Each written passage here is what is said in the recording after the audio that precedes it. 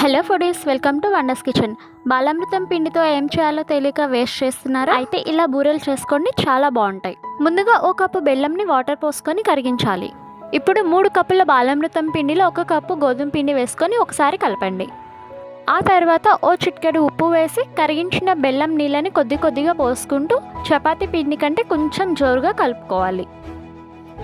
ఇలా కలుపుకున్న పిండిని మూత పెట్టేసి ఒక 2 అవర్స్ వరకు అలానే ఉంచేయండి. 2 అవర్స్ అయినా ఉంచితేనే బూరెలు పర్ఫెక్ట్గా వస్తాయి, లేదంటే అంత పర్ఫెక్ట్గా రావు.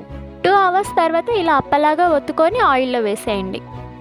ఇవి చాలా సింపుల్గా చేసుకోవచ్చు, అలాగే చాలా టేస్టీగా ఉంటాయి. పిల్లలు కూడా చాలా ఇష్టంగా తింటారు. ఈసారి పిల్లలకి ఇచ్చే బాలామృతం వేస్ట్ చేయకుండా ఇలా బూరెలు చేసి పెట్టండి, చాలా బాగుంటాయి. పిల్లలు కూడా చాలా ఇష్టంగా తింటారు.